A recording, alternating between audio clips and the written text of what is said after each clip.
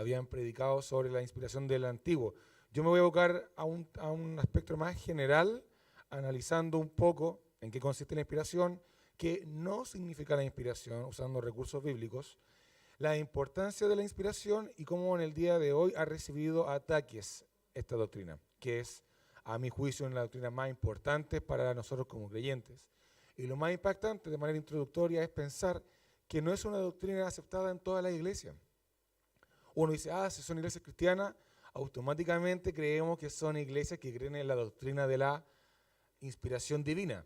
Sin embargo, vamos a ver que muchas de las grandes críticas, las más agudas, nacieron al interior de la misma iglesia cristiana y salieron de la cultura, entre comillas, más civilizada del mundo occidental, como es Alemania.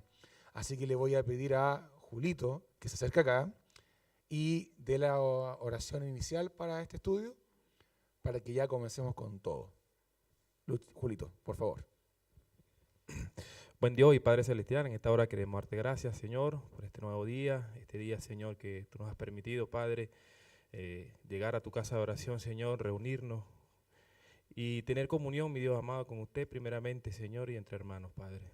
Pedimos, Señor, en esta hora, Padre, que usted pueda bendecir la vida de Dino, Señor, el cual preparó tiempo en su semana para este estudio, Señor, la cual va a exponer, mi Dios. Queremos, mi Dios, que su palabra, mi Dios amado, que es poderosa y como espada de dos filos, Señor, penetre nuestra alma, nuestra coyuntura, mi Dios, nuestro corazón, Padre, y quedemos desafiados, Señor, por la misma, Señor.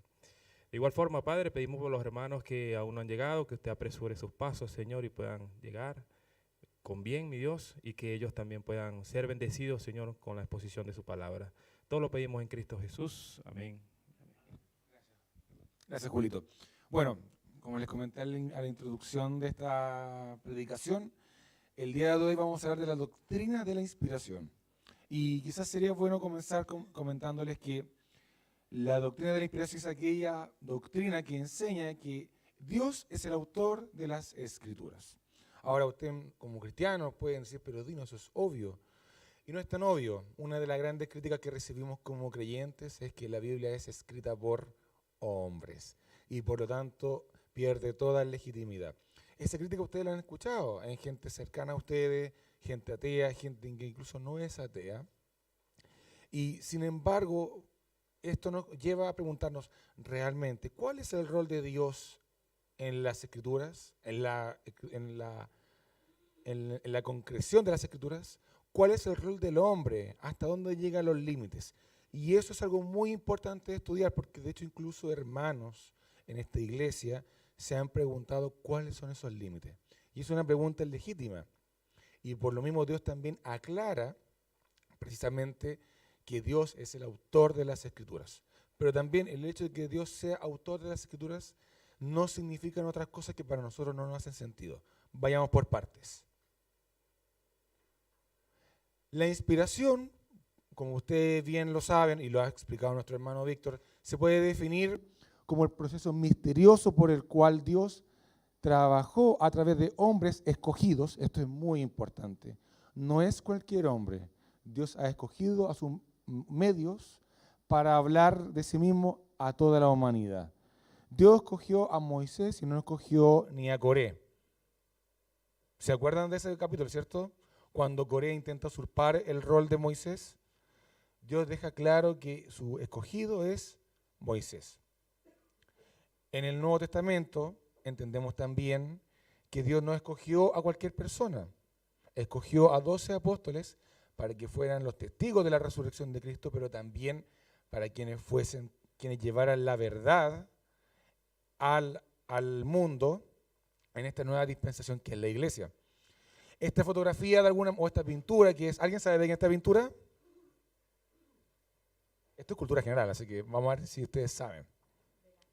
¿Ah? Ni siquiera, ¿ya? ¿Alguien sabe quién es? Las dos cosas. Les voy a dar una pista. Esto se llama El Evangelio según Mateo. Y el autor es un autor holandés, cristiano. Carla, ya no, rendámonos.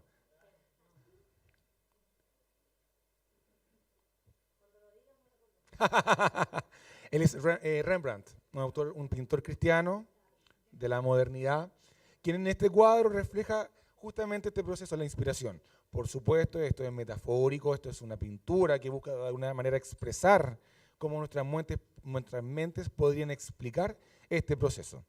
Y ciertamente, como bien dice esta definición, que ni siquiera es mía, la inspiración es un proceso misterioso. Nosotros no podemos explicar, así como no podemos explicar la Trinidad, y así como no podemos explicar la predestinación de una manera que no sea racionalmente entendible, la inspiración divina también es un proceso de carácter misterioso. Eso es importante. Cuando usted llegue y un ateo le diga, o un incrédulo le diga, pero esto es escrita por hombres. No, si la Biblia es inspirada por Dios. ¿Y qué significa inspirada por Dios? Y aquí viene la pregunta. Nuestro hermano Víctor en ocasiones anteriores nos había señalado precisamente que viene, principalmente la definición de inspiración viene del Nuevo Testamento. Hay particularmente 2 versículos que nos acercan de manera exacta a esta doctrina.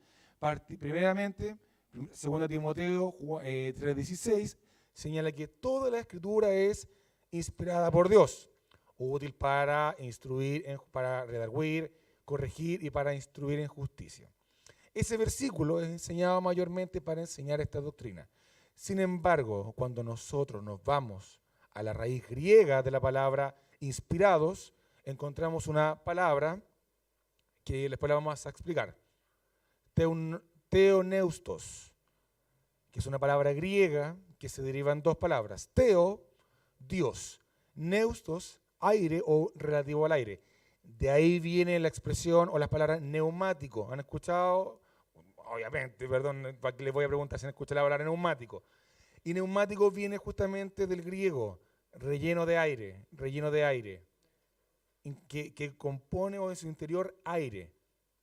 En este caso, el aire o la exhalación de Dios es lo que lleva a los hombres, a estos hombres escogidos, Pablo, Pedro, Juan, Santiago, Judas, Pedro, Marcos, etcétera, a escribir lo que Dios quiere que digan en un momento específico. ¿Ok? Y el segundo versículo que también nos muestra también la inspiración de la doctrina, perdón, la doctrina de la inspiración, es 2 de Pedro, capítulo 1, versículos del 20 al 21. Entendiendo primero esto, que ninguna profecía de la Escritura es de interpretación privada, porque nunca la profecía fue traída por voluntad humana, sino que los santos hombres de Dios hablaron siendo inspirados por el Espíritu Santo. Aquí hay 2 cosas importantes.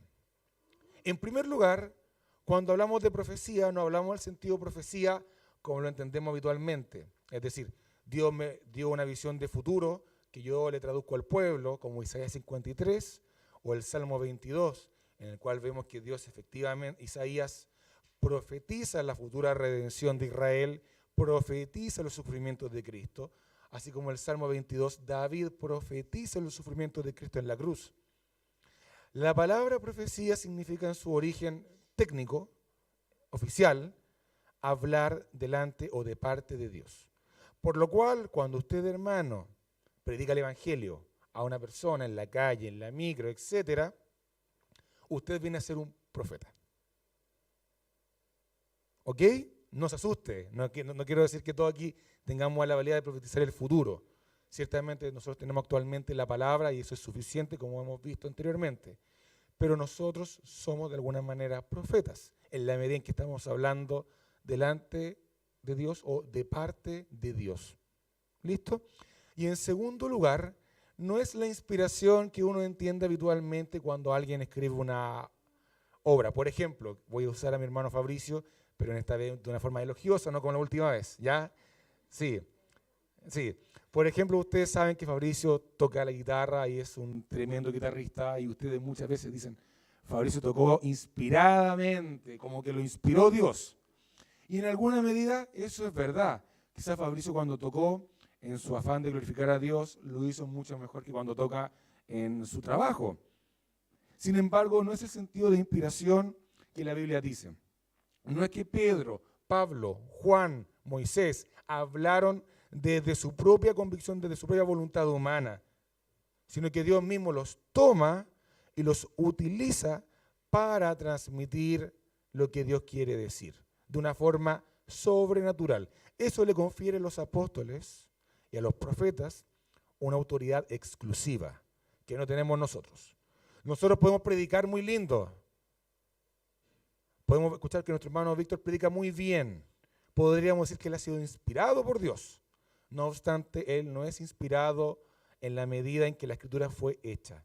El Espíritu Santo no vino a él para decirle, yo quiero que tú digas esto. Nuestro hermano Víctor puede fallar muchas veces en la interpretación de la Escritura. Incluso nuestros maestros que tanto nosotros adoramos, MacArthur, Paul Washer, Juan Calvino, se pueden equivocar. Pero no reconocemos que hay un grado de inspiración. Iba a decir Cacheluna, pero ya no, ya dije, no, ya me perdí mucho. ¿Ya? ¿Se entiende, hermanos, hasta aquí lo que significa inspiración y lo que no significa inspiración? Y cómo el Nuevo Testamento es la base doctrinal para esta doctrina. ¿Listo? ¿Avanzamos? Avanzamos, esto es como el colegio, definitivamente. Ahora también es importante entender que el Antiguo Testamento, y yo sé que lo hablaron, no me cabe la menor duda que se habló, pero en el Antiguo Testamento también se habla de la inspiración. No tan descaradamente, no tan directamente como ocurre con Pablo y con Pedro, como vimos recientemente, pero sí hay inferencias directas de que efectivamente Dios habló mediante su espíritu a Moisés, a Isaías, de distintas maneras. Hay momentos en que Dios le dice a Moisés, ve y escribe esto, ¿cierto? Cuando sube al monte y escribe, Dios le manda a escribir. Otras veces Dios penetra directamente mediante su Espíritu Santo, usando ciertos atributos de los predicadores y hace que, gracias Nayita, sí, hace que estos hombres como Isaías, David, digan exactamente lo que Dios quería decir. Por ejemplo, en Zacarías 7:2 encontramos la siguiente afirmación. La ley y las palabras que Jehová de los ejércitos enviaba por su espíritu por medio de los antiguos profetas. Ya tenemos la doctrina de la inspiración en el Antiguo Testamento. Y en Jueces 3:4 dice la Escritura, obedecería los mandamientos que Jehová había dado a sus padres por medio de Moisés.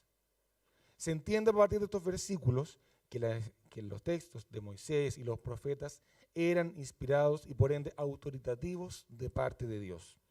Ahora la pregunta es, lo que les comenté, ¿qué significa que sea inspirado? Hermano Julio, ¿significa que un texto es inspirado porque describe correctamente la historia y la geografía de una nación? Buena pregunta, ¿no? ¿Eso garantiza que los textos bíblicos son inspirados? El hecho de que describan con exactitud y con precisión geográfica, históricamente, los sucesos que describe.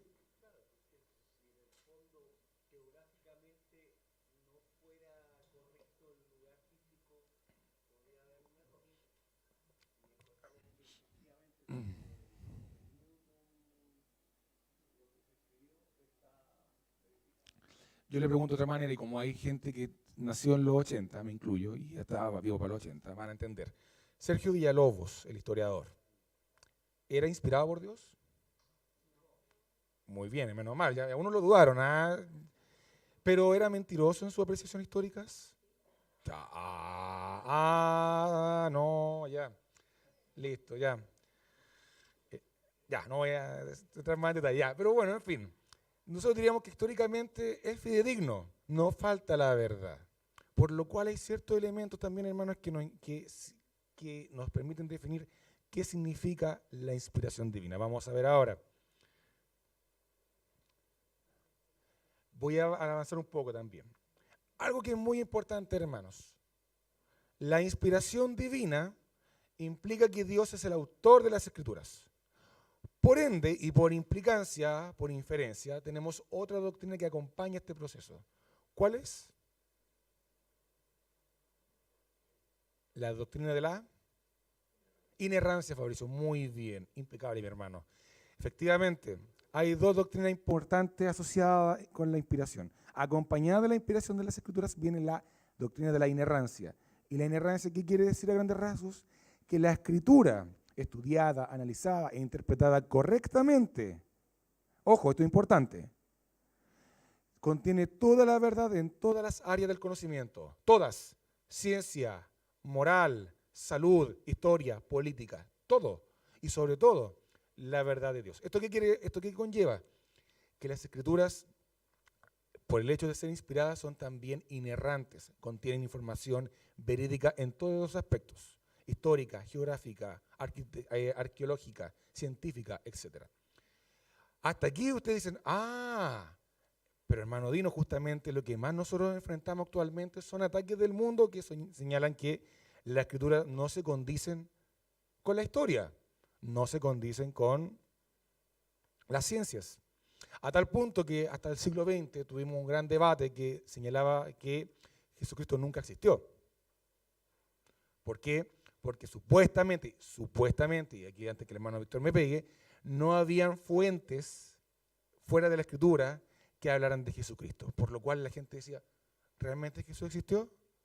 No, por tanto la Biblia es errante, se equivoca. Y muchas veces en sus apreciaciones falla o no se condice con lo que la historia dice.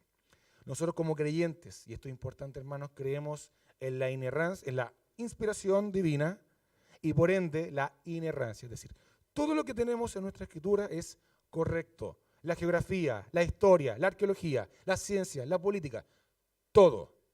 Y hermanos, quizá el tiempo es muy corto, pero hay mucha bibliografía que señala esto. Hay estudios de hermanos en la fe, maduros, instruidos, que señalan que todo lo que está escrito en la Biblia es correcto. El ciclo del agua, por ejemplo, que está descrito en los libros del Antiguo Testamento. La existencia de Faraón, según Moisés, está registrada en la arqueología. Todo. La existencia de Jesucristo a partir de fuentes seculares está registrado. Y está registrado de tal manera, con tal precisión, que mucha gente, muchos incrédulos, se han convertido al cristianismo después de evaluar intelectualmente la inerrancia y la inspiración de las Escrituras. Muchos de hecho nosotros llegamos por ese camino. Muchos de nosotros llegamos diciendo, la Biblia no es inspirada por Dios. La Biblia es errante, contiene muchos errores. Vamos a estudiar y finalmente, ¿qué nos pasó? Aquí estamos, predicando enfrente de todos ustedes. Yo era uno de ellos, de hecho. Ahora, importante entender que Dios haya inspirado la Escritura no quiere decir otras cosas. Esto es muy importante entender, porque mucha gente nos va a decir, ya, ok, la Biblia inspirada por Dios, pero fue escrita por hombres. Por tanto, contiene errores. ¿Por qué? Porque los hombres son seres pecaminosos, seres caídos, seres erráticos, por lo cual la palabra se puede ver perjudicada. Hasta aquí es una duda legítima. Cualquier incrédulo que tenga esa duda, a nosotros nos debe hacer pensar, pero nos debe hacer también responder bíblicamente. ¿Ok? Voy a tomar un poco de agua, permiso. Uno de los primeros ataques contra la contra la inspiración divina es que la inspiración divina implica, hermano, debería implicar que fue escrita por Dios sin atributos humanos, porque fue escrita por Dios y Dios no tiene por qué dejarse llevar por las personalidades de cada uno de sus autores. Sin embargo, nosotros vemos en la Escritura que efectivamente existe una personalidad o bien atributo humano que se manifiesta en las epístolas de Dios. Si usted, por ejemplo, compara el libro de Juan y después compara las epístolas de Pablo, ¿qué impresión tiene? ¿Qué le sucede? ¿Hay diferencia o son todas iguales? ¿Qué diferencia podemos hallar, Nayita? La dureza sí podría ser, pero en ese caso yo te diría Judas también es duro, pero también es muy distinto a Pablo. ¿En qué radica la diferencia? Miren, en 2 Pedro 3:16, Pedro exalta las palabras de Pablo como siendo inspiradas por Dios, pero dice algo que es muy importante. Vamos, yo siempre uso estos versículos, la verdad que ya los tengo casi como de memoria ya. Vámonos a 2 de Pedro 3:16. Dice así.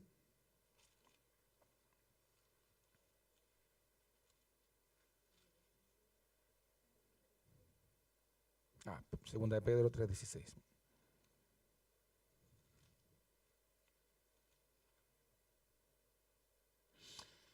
Y tener entendimiento, voy un poquito antes, y tener entendido que la paciencia de nuestro Señor es para salvación, como también nuestro amado hermano Pablo, según la sabiduría que le ha sido dada, os ha escrito casi en todas sus epístolas, hablando en ellas de estas cosas, entre las cuales hay algunas difíciles de entender, las cuales los indoctos e inconstantes tuercen, como también las otras escrituras, para su propia perdición. Aquí Pedro reconoce algo. Pablo es un escritor duro de entender. Y la pregunta es, ¿por qué? ¿Quería complicarnos la existencia? No. Pablo abordó problemáticas tan profundas como la salvación por medio de la fe versus la salvación por obras, la inexcusabilidad del hombre frente al ateísmo, que era la primera discusión que tiene Pablo en la epístola a los romanos. En fin, sin embargo, Pablo era un hombre tosco de palabra.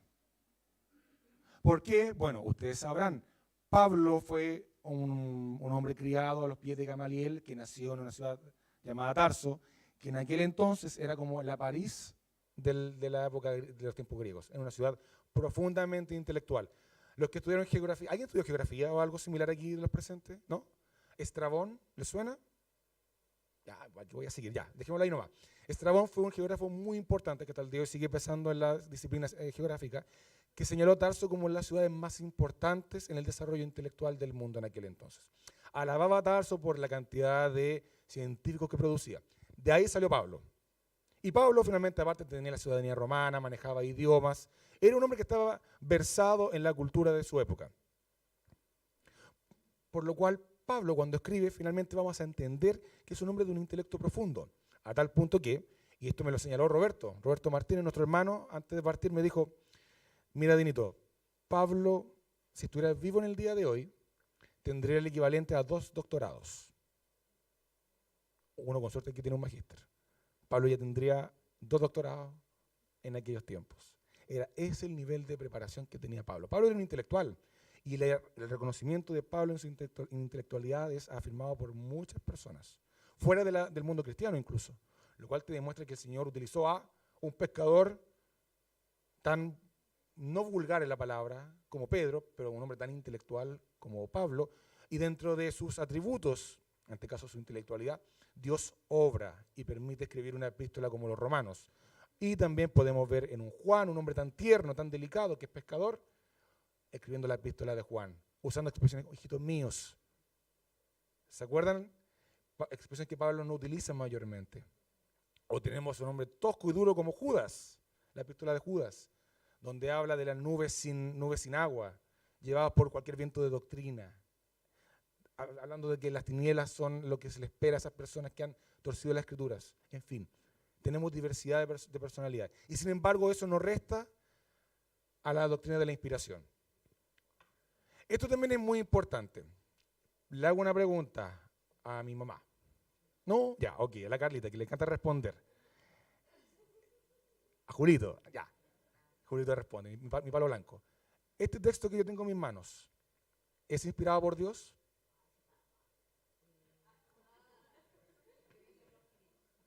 Era por un bono de 50.000 pesos, lo preste Carlita. Ya, ¿sí o no? ¿Es inspirado? ¿Qué pasa si yo le digo que no? Ya, baje las piedras, baje los celulares.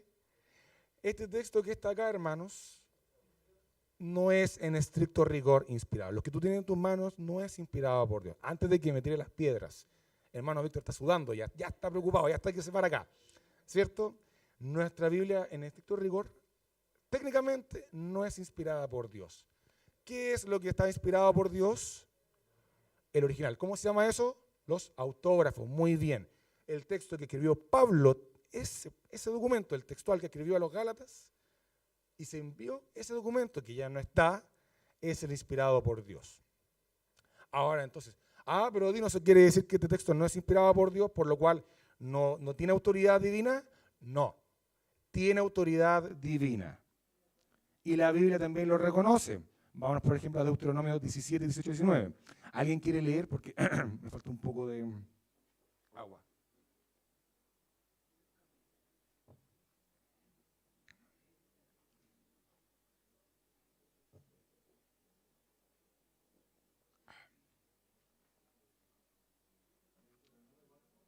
(17,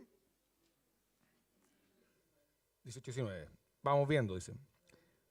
¿Raulito o voy yo? Dígame usted. Sí, Deuteronomio.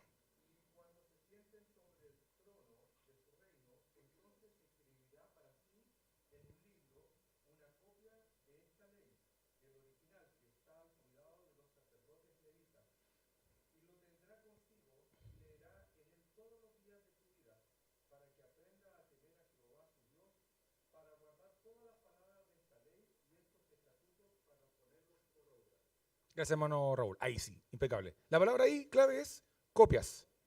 Copia. ¿Qué quiere decir? Que en el fondo del texto que está acá, el rollo, perdón, el original que escribió Moisés, se copió. Se hicieron varias copias. Y los reyes tuvieron una copia.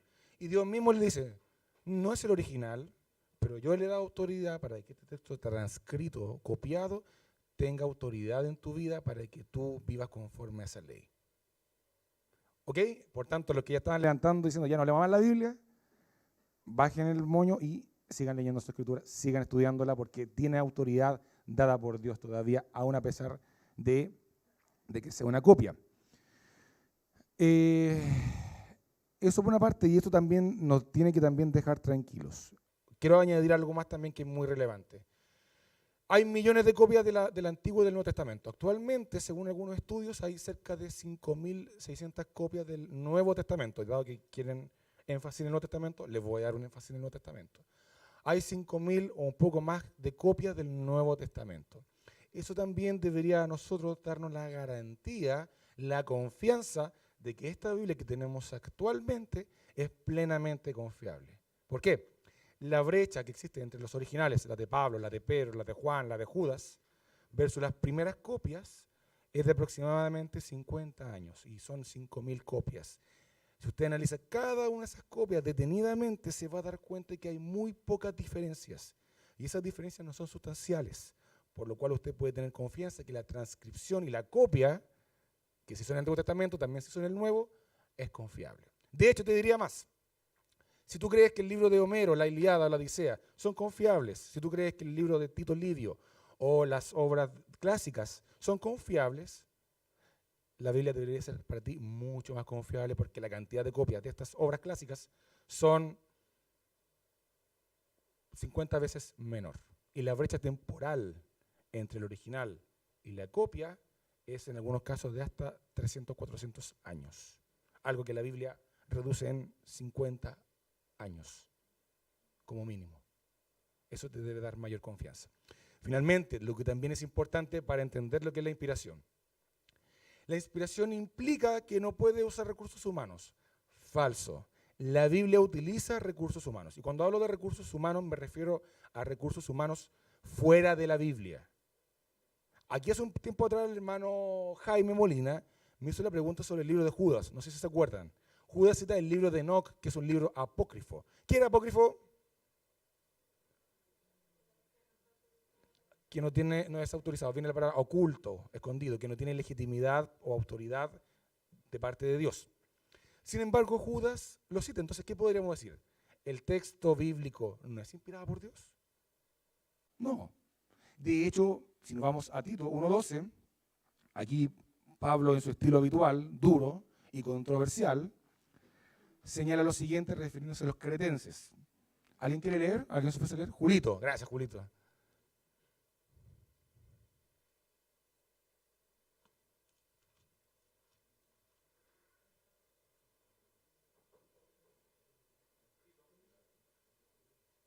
Sí, te leo. O leo yo si quieres, yo ya llegué. Ya, dale. Uno de ellos, su propio profeta, dijo, los cretenses, siempre mentirosos, malas bestias, glotones ociosos. Esta no es una frase de otro autor bíblico, es una frase de un autor no cristiano, pagano si lo queremos decir, griego. Su nombre es, aquí tengo el nombre, lo busco de inmediato, Epiménides, autor griego, filósofo griego no cristiano. Pero Pablo lo utiliza.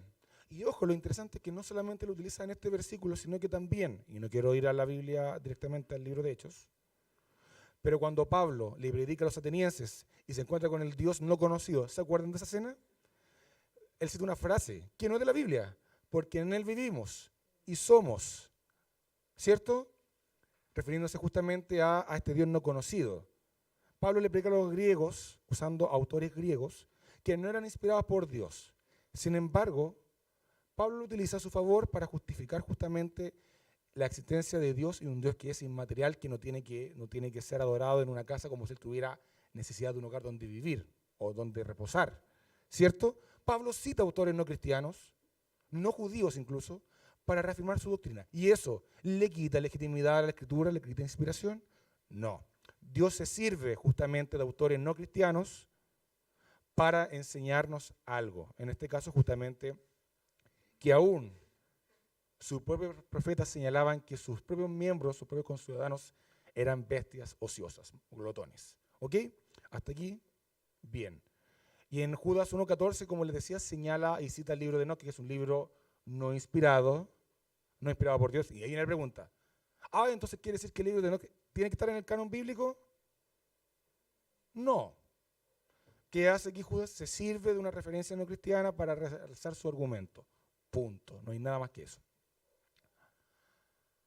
Ahora la pregunta, y esto es la parte importante, ¿por qué quiero llegar a este punto? Nosotros como creyentes, y muchos de nosotros que tenemos una vida que está ligada a la universidad, o va a estar ligada a la universidad, tenemos que de alguna manera enfrentarnos constantemente a los ataques del enemigo que nos dicen, ¿sabes qué, Dino? Tu Biblia no es inspirada por Dios, tú me lo acabas de decir, en el contexto ustedes ya entienden, fue escrita por hombres, hay citas de autores no cristianos, etc.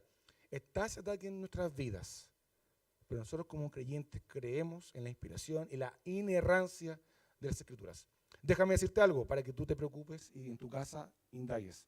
Los ataques más radicales contra la inerrancia y contra la inspiración de la Biblia, ¿sabe de dónde vienen?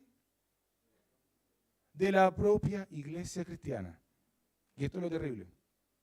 A veces nosotros nos urgimos cuando tenemos que discutir con un marxista, con un neonazi, con un evolucionista, y la verdad saben que el problema está en casa. De hecho, históricamente las grandes críticas a la inspiración vienen de teólogos alemanes protestantes.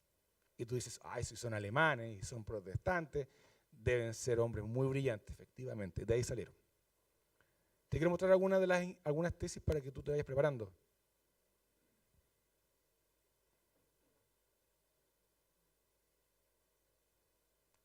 A ver, tenemos problemas técnicos. Ahí sí. A ver.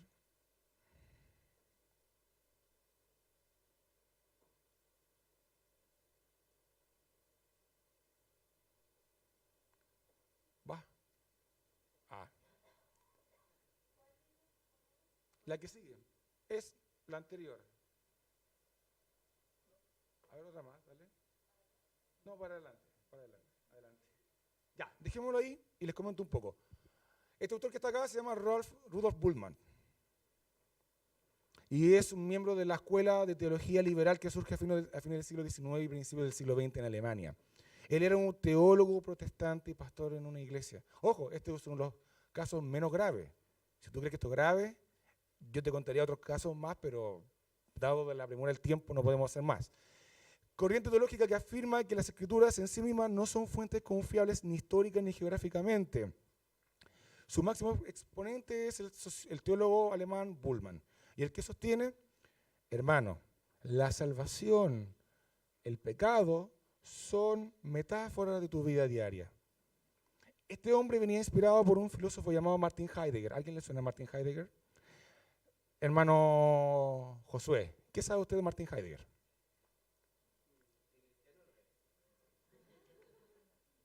Bueno, algo sabemos, ya. ¿Qué más? Estuvo en la época de la Alemania nazi. De hecho, él fue un servidor de la Alemania nazi. Para que se hagan una idea. Ese nivel. Y él recoge toda esta idea de existencialistas, finalmente habla del concepto como la autenticidad y señala que finalmente toda la estructura religiosa deterioran este precepto de autenticidad. ¿Cómo se logra finalmente? Si nosotros arrancamos todos estos elementos milagrosos de la Biblia, la crucifixión, la resurrección, la ascensión de Cristo, ¿qué otra más, por ejemplo? La vida eterna, la expiación, todos esos elementos que son para nosotros fundamentales. La resurrección, hemos señalado, es uno de los pilares de la fe cristiana. Él dice, hay que sacarlo. Y tenemos que tener el texto lo más en bruto posible, lo más histórico, fidedignamente confiable. Este tipo de hombres estaban predicando en iglesias como esta. Y él hace, por supuesto, un ejercicio teórico, académico, filosófico, que mucha gente creyó.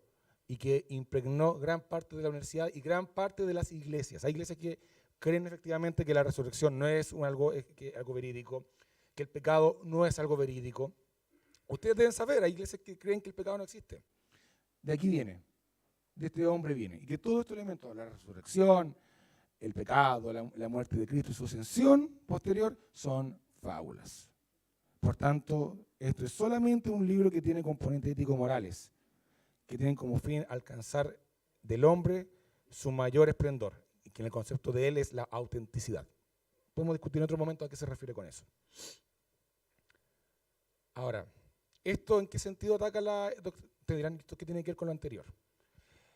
Está señalando este autor con todo esto, que la resurrección no solamente es falso, sino que además esto implicaría que Dios también es. Si él dice que la resurrección no es verdad, que el pecado no es verdad, ¿qué implicaría con eso? ¿Cómo se traduciría eso? Que Dios es mentiroso. ¿Y qué dice la Escritura sobre Dios? Dios no es hombre para que mienta, ¿cierto? Antes bien sea Dios veraz y todo hombre mentiroso. De hecho, nuestra fe se funda finalmente, nuestra fe se funda en el principio de que Dios no puede mentir. Él está diciendo, no, Dios ha mentido. En su Biblia Dios ha mentido. Dios ha incorporado elementos que no corresponden a la realidad. Y ojo, ¿por qué él niega todo esto?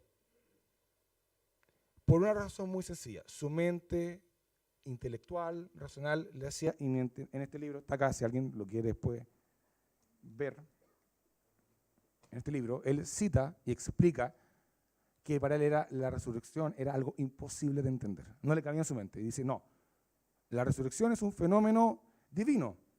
Y para él la historia la entendía como una disciplina que estudia la sucesión de acontecimientos en causa y efecto, no tenía ninguna intervención divina. Por lo cual la resurrección, la venida de los ángeles, son todos elementos que escapan a esto y por tanto eran mentiras. La Biblia hay que entenderlo como un texto histórico, tal cual como Sergio Villalobos, Gabriel Salazar, Jorge Baradit, no sé, etc. Ya, eso por una parte. ¿Qué más tenemos? Ahora, hermano, esto es lo menos trágico que hemos visto. La que sigue. Mire lo que dice. Te leo. El carácter conexo del proceso significa que un poder sobrenatural, Dios en este caso, no puede romper la cadena de sucesos históricos, causa y efecto. Quiero poner un ejemplo bien burdo. El estallido social se provocó a causa de una manifestación de estudiantes que saltaron el torniquete y el aumento de la subida de precios. Causa-consecuencia. Aquí Dios no entró nunca. No es que Dios, dentro de su soberanía, haya permitido todo eso. Eso ocurrió porque simplemente un grupo de estudiantes en su conciencia, en su autoridad de decidir sus actos, lograron eso. El principio de autenticidad de Heidegger. Ahí está metido. Si no lo entienden, después lo podemos conversar. Los poderes trascendentes no pueden interferir y por lo tanto no hay milagros en este sentido de la palabra. Un milagro así tendría que ser un acontecimiento cuya causa no surgiría dentro de la historia. Chan, eso. Ahora, esto, hermano, no surge en el siglo XIX, ha surgido siempre. Y lo peor del caso es que ha surgido dentro del mundo cristiano. Este hombre, como les decía, era cristiano, teología liberal. Tenemos otros casos más, por ejemplo. Gracias. Tenemos, por ejemplo, a Julius Belhausen, teólogo liberal del siglo XIX. Propuso la hipótesis de los estratos, que niega la paternidad de Moisés en el Pentateuco. ¿Qué decía él? En los tiempos en que estaba Moisés era imposible que hubiera escritura, porque en ese tiempo no existía la escritura. Que Moisés haya escrito algo era imposible.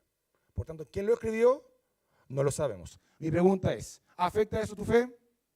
No. Si él comprobara que eso es cierto, ¿afectaría tu fe? ¿Qué dice nuestro Señor Jesucristo? Porque si vosotros creyerais a Moisés, me creeréis a mí, porque de mí escribió. Debe afectarte. Si él es capaz de comprobar que Moisés no escribió el Pentateuco, tú tienes todo el derecho del mundo a dudar de que el Nuevo Testamento es inspirado y por ende inerrante. Ahora bien, hermano, para tu tranquilidad, se ha comprobado que Moisés pudo haber escrito porque hay testimonios históricos, arqueológicos, que demuestran que en los tiempos de Moisés ya había escritura, ya había palabra escrita. No era prehistoria, si se quiere decir, ¿ok? Pero te acabo de señalar con este ejemplo de que efectivamente este tipo de doctrinas pueden socavar nuestra fe y existen en el día de hoy. Siglo XIX, efectivamente, pero esto ha existido de toda la vida. Y siempre ha habido el principio de lo sobrenatural. Nosotros cuando predicamos la resurrección, hermanos, tenemos que predicarla con convicción, como un hecho histórico, no como un mito, no como un elemento que añade, entre comillas, magia o sabrosura, si quiero poner un lenguaje más centroamericano, a nuestros relatos. Es algo fundamental. ¿Qué dice nuestro apóstol Pablo en 1 Corintios capítulo 15 con respecto a la resurrección? Y si Cristo no resucitó, aún está en vuestros, hermano, en vuestros pecados. Es así de trascendental. Si Cristo no resucitó, vana vuestra fe, aún estáis en vuestros pecados. Por tanto, hermano, si tú en el día de hoy tienes dudas sobre la resurrección de Cristo, como está escrito por Dios, testificado por los apóstoles, te invito a que hagas un examen sobre tu fe, porque parte de la fe cristiana que salva involucra la resurrección de Cristo y los milagros que nosotros vemos a través de Él. Hermanos, fuera de la Biblia tenemos testimonio de que Cristo hizo milagros. Por tanto, si vienen este tipo de personas a señalarte todo este tipo de cosas, no les creas, porque hay fuentes, hay estudios que señalan las obras de Cristo milagrosas fuera de la Biblia. Y tú me preguntas, ¿dónde lo puedo encontrar? Hermano, invierta en un libro de apologética. A mí me costó en esos tiempos 30.000 pesos. Pero de que ha sido una inversión, ha sido una inversión. Yo tengo estudiantes que son ateos y siempre llegan con este tipo de ataques. ¿Sí o no, Carlita? ¿De qué estamos hablando? Sí, y testigo de Jehová. Por tanto, tenemos que tener respuestas para ese tipo de ataques. ¿Qué dice el apóstol Pablo? Pedro, presentad defensa de vuestra fe con mansedumbre. Así que, hermanos, les invito justamente a examinar justamente la doctrina de la inspiración bíblica y de la inerrancia con total detención y abocado también a estudios fuera de la Biblia. Creo que mi estudio llega hasta acá. Sí, hasta aquí llega, hasta aquí. Abro micrófono para preguntas. ¿Alguien tiene alguna pregunta, comentario, crítica? ¿Es bienvenida? No, en realidad no mucho, pero sí tiene que hacerla. Hágala nomás, de verdad, se agradece.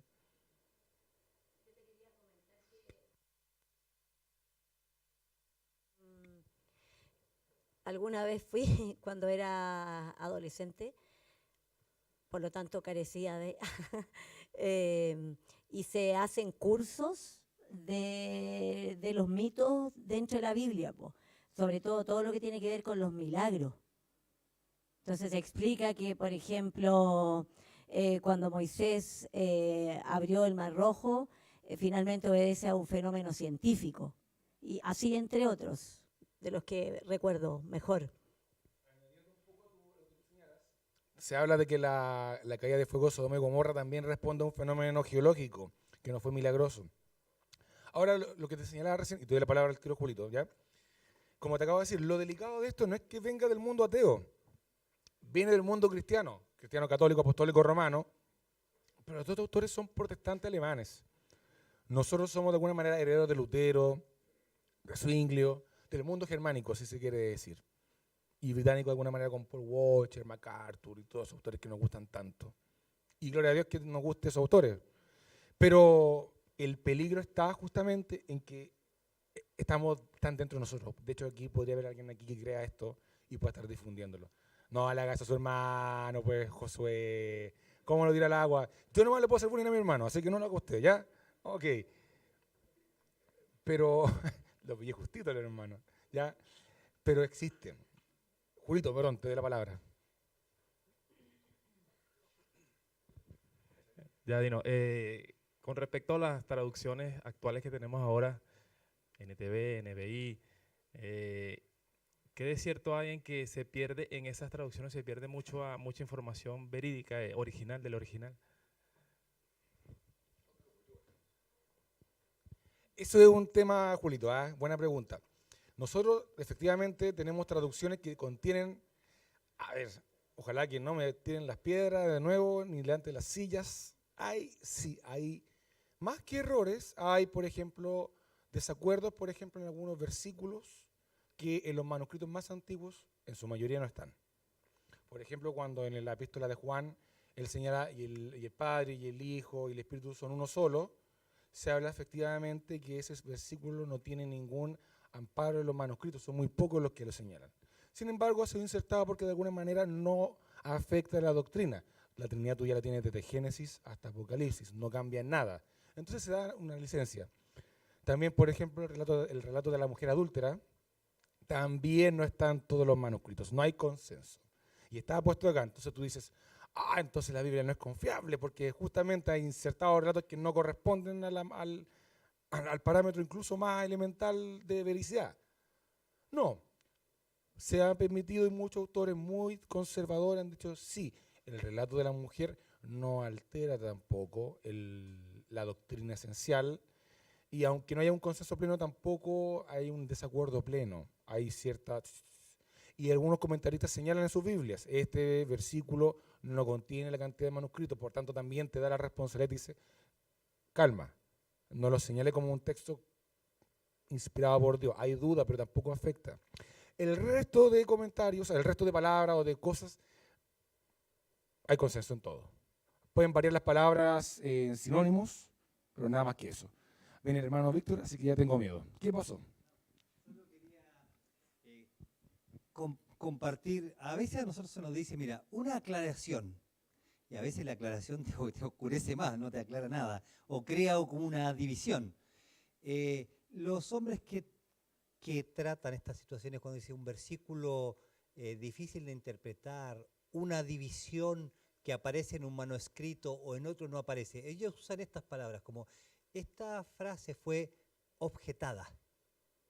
No dicen fue rechazada, está fuera de la Biblia, es mentira, se equivoca. Y a veces nosotros usamos una palabra así, o alguien lo dice y lo tomamos como que eso es. No es así, hay objeciones. Se pusieron muchos hombres a pensar y a leer, decir, ¿cómo evaluamos esto? No hay un rechazo, no hay una eliminación. Cuando el versículo que dice el hermano Dino, tú lo puedes buscar ahí, el de Primera Juan, estos tres son uno. Claro, como a veces alguna creencia distinta, un testigo de Jehová o alguien que no es testigo de Jehová, usa eso para decir, ¿ves? Esto no aparece. ¿Lo puedes leer cómo aparece ahí? Primera Juan 5, versículo Sí. 7. Capítulo 5, versículo 7. Porque tres son los que dan testimonio en el cielo. Ya, esa parte es la que sí aparece. ¿Y la otra parte? El Padre, el Verbo y el Espíritu Santo. Y estos tres son uno. Ya, y esa, el Padre, el Verbo y el Espíritu Santo, sería una aclaración de todo lo que va diciendo. Como que uno de los intérpretes aclaró. Pero que aparezca esa parte no quiere decir, de vuelta, está rechazada, le metieron a la Biblia, le agregaron, no puedes confiar. Son frases mentirosas que se usan. Y respecto a que se pierde, nosotros creemos que el Dios de la inspiración es el Dios que ha preservado la palabra de Dios. Entonces, si como dice el hermano Dino, por ejemplo, los escritos de Buda se escribieron 600 años después. Los escritos de Alejandro Magno, 300 años después. Hay algo, porque no hay libros, son fragmentos que se fueron escribiendo. Después se encontraron otros escritos y hay una confiabilidad terrible sobre eso. Ahora, nosotros tenemos un versículo, una división, alguien que estuvo copiando un cuero y se manchó y al escribirlo no pusieron la palabra. Eso no invalida toda la Escritura. No invalida el Antiguo Testamento, no invalida el Nuevo Testamento. ¿Qué se hace? Otra palabra que se usa no es objetar, es observar. Es un versículo que hay que prestarle una observación distinta. Pero de ninguna manera rechaza, aniquila, elimina, pone en duda el libro. Eso es mentira, no pone en duda. Lo que nos pone es atención a mirar un versículo con detención, decir, si esta frase no aparece en la Biblia, ¿quiere decir que no hay versículos que hablen de la triunidad de Dios? Sí, muchos. Entonces, ¿se pierde? No se pierde. está escrito en un español antiguo, hay una palabra distinta, hay un sinónimo que en ese momento se podía entender mejor. En el contexto la gente miraba la palabra y entendía algo distinto a nosotros, pero no se pierde. Y sí es verdad que eso es una bendición, que hay versiones como la NBI, NTV, que han venido a ampliar y dar mayor claridad a nuestra lectura actual. Entonces, ¿eso quiere decir que el Reina Valera oscurecía? No, no, no. Que hoy, como nosotros leemos, como nosotros entendemos, y con las personas eruditas de hoy, porque quiero hacer una salvedad. Dino nombra Paul Washer, MacArthur, ellos no son eruditos. No son eruditos. Hay otros que son eruditos. A lo mejor tú no lees tanto, pero Samuel Pérez Millo es un muy buen escritor. Y traductor, Evis Carballosa. O sea, no estoy invalidando los otros, pero a veces nosotros los conocemos más por las redes sociales, lo replican, lo escuchan otra vez, alguien dice, oh, yo lo escuché tantas veces. Pero debemos tener cuidado. Todos los que nombró Dino, los que nombro yo, son hombres. Son hombres que escribieron, que enseñan. Evis Carballosa tiene una forma muy linda de transmitir esto. Tomamos sus escritos, ¿sí? Tomamos sus preceptos, pero no creemos todo lo mismo, porque a veces hay algunos de ellos que creen distinto a nosotros. Nosotros no creemos, por ejemplo, nosotros no somos ni calvinistas ni reformados. O sea, es una posición distinta, ¿sí? Paul Washer, si yo escucho la predicación de él cuando él dice, mi esposa no tenía a Cristo, y me dice, ¿qué hago? Yo le dije, no sé, que el Espíritu Santo te hable. ¿Qué diría el apóstol Pablo en Hechos 16:31? ¿Qué dijo el apóstol Pablo? Señores, ¿qué debo hacer para ser salvo? ¿Y qué dijo Pablo? Que el Señor te hable. Yo no puedo hacer nada. ¿Dijo eso? No. Entonces, hay un buen predicador, enseña, o que para muchos enseña muy bien, pero yo tengo que ir a la fuente, a la Biblia. Hoy día nosotros confundimos la fuente, volvamos a la Reforma, volvamos a 1500, no, volvamos al libro de los Hechos, capítulo 2, capítulo 3, capítulo 4, volvamos a la palabra, no al escritor, no a la persona. ¿Entienden? Ahora, tomamos el escrito, leemos sus preceptos, los tenemos en la biblioteca, la guía que estamos usando, nosotros para enseñar bibliología ahora, es la teología de MacArthur, porque está muy ordenadita, muy dividido los pasajes, no entra en todas las otras controversias teológicas que hay, que el hermano Dino gasta un montón de horas para tocar todos esos temas, y también Dios lo ha dotado con una capacidad distinta a nosotros. Buenísimo. Pero, hermanos, vuelvo, vamos a la Biblia. Y cada uno, por ejemplo, tú me preguntas, ¿qué escritor? Uy, el hermano Dino dijo este escritor. El pastor dijo que no. No, todos tenemos escritores o predicadores. A mí tú me dices Trenchard, me encanta. Samuel Pérez Millos, me encanta. Charles Ryrie, teología profunda, transmitida de manera sencilla. Y hoy tenemos escritores y predicadores actuales que se levantan a criticar al otro. Son cristianos criticando cristianos. Nosotros no necesitamos eso. ¿Sí? Tome su Biblia y tal como dijo el hermano Dino, mire, tal vez usted no entiende este punto. Venga, hablemos, acérquese. Invite al hermano Enrique, hombres, estamos más cerquita ahora. Hermano Enrique, ¿usted qué piensa de esto? Venga a tomar un tecito. Hermano Julio, lo quería llamar. Hermano Víctor, estamos cerquita. ¿Puedo ir antes y conversamos de un tema? Tranquilo. Y con los hermanos que están enseñando también. Y yo doy gracias a Dino por cuando enseña, Dino, Luis, a veces dicen, transmiten de su corazón lo que ellos van leyendo. Amén. Amén por hermanos dotados así. Bueno, seguimos creciendo. Quedan más estudios, más lecciones, más tiempo. Gracias, hermano Dino.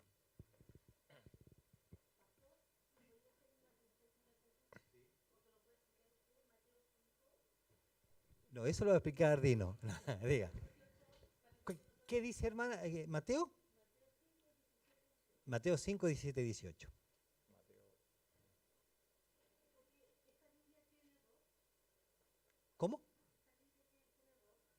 ¿A qué se refiere con tiene error, hermana?